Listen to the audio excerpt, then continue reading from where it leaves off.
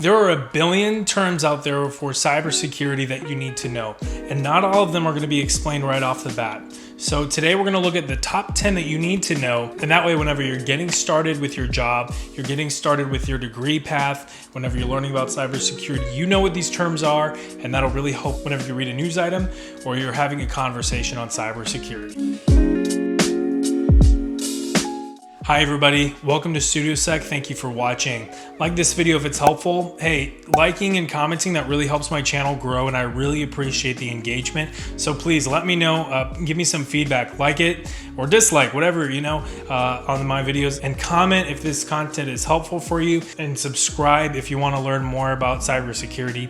I'm really trying to make this channel interesting for you and relevant to you. Also, if you want to engage with me, hey, follow me on Twitter. It is at sec_studio. Let me know what you're thinking about the channel. I'd love to, engage with you and get to know each and every one of you. So like I said in the intro, there's a ton of terms that we need to know in cybersecurity, but not all of them are really explained to you. So today we're going to learn the top 10 that you need to know, absolute non-negotiable must-haves. And most of these are going to be some sort of acronym, so that'll be helpful because there's also a billion acronyms. Now, number one is going to be antivirus, or AV, right? And if you don't know what antivirus is, no problem. It's best you learn sometime, right? Now's probably a great time to learn what antivirus is, but basically it's software that will scan your computer or your network or your application for some kind of virus or malware, right? And so one of the most popular out there is McAfee. You can scan, you can manage all kinds of other security settings with McAfee. There's other kinds of AV software out there on the internet you can find. Obviously be careful what you're downloading onto your computer, but that's where AV can come in handy, is it'll scan things that you're downloading for viruses and malware. So ultimately having AV on your computer keeps you safe. Now, an important note on antivirus is it's not always host-based, it can be network-based antivirus, or you can even have it application-based. So there are different kinds of AV out there, but again, what you're probably thinking of whenever you think of antivirus is some kind of host-based system. Basically what that means is obviously network-based AV scans the network, host-based scans the host, and application is just focused on that application. Number two is data loss prevention. Now this is really kind of the main job in cybersecurity. Ultimately, you are here for the security of your organization's information, and so clearly you want to make sure that you're not losing any of that information, hence data loss prevention. So that can be from a number of ways. It could be some sort of a disaster, could be some sort of theft.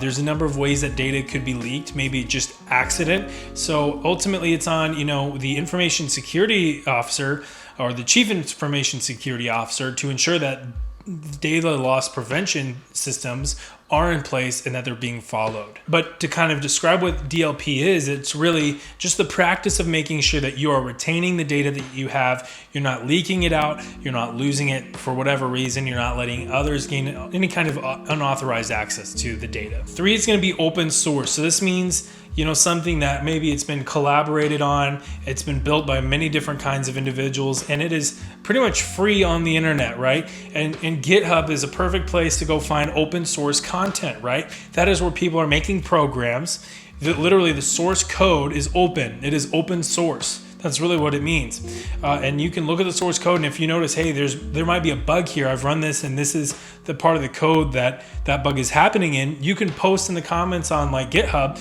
and say, hey, this is what's going on, here's a change that I made that fixed the bug, and then that could be pushed to the main version of the program, and just about anybody can make the program better.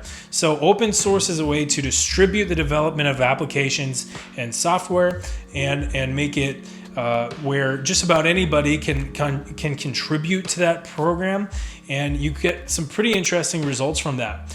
An interesting way that this has played out is Linux, the operating system. That's a completely open source. And so you see all kinds of flavors of Linux out there, like Kali Linux, like CentOS, like Ubuntu. These are different versions of Linux that have been created over time from the original kind of blueprint from Linus Torvalds. If you don't know, Linus Torvalds invented the Linux operating system. Next is patch. Now think about, with a pair of clothing, whenever there's a tear in it, right?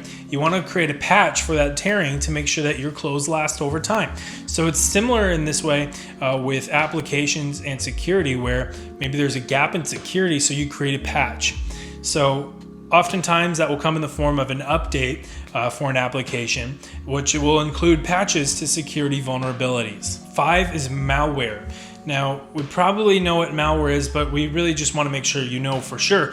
It's malicious software, right? It's any kind of virus or any kind of software that's going to run on your computer and cause harm to you or your system, right? So malware is very important to pay attention to. It's out there, it floats around, it does its thing, but attackers will leverage malware maybe that they've created or someone else has created, depending on your threat actor type, and they will use that to cause harm to the target. Now, malware can be anything from something that literally spams your computer with pictures of Nicolas Cage, or it could literally be Stuxnet. So, and if you have Stuxnet on your computer, man, I'm sorry, how? So next is going to be APTs, or advanced persistent threats. Now these are a threat actor type. If you watch my last video, we talked about threat actor types, so you can learn more there. But these are really kind of the primary boogeyman in cyberspace. Really, they're out there. They're very sophisticated. They've got a good line of funding. They've got some talent, and they're causing damage in cyberspace. They're often on the bleeding edge when it comes to cybersecurity incidents. Causing incidents. So APTs are something, as a defender, you need to be paying attention to. Next is going to be white and black hat hackers. And for this, let's think of an example on really where it comes from. It comes from like those old Western movies where the good guys wore white hats and the bad guys, the outlaws, wore black hats. Well, it's just like that in cybersecurity. The good guys are your white hat hackers, and the bad guys, the threat actors, are your black hat hackers.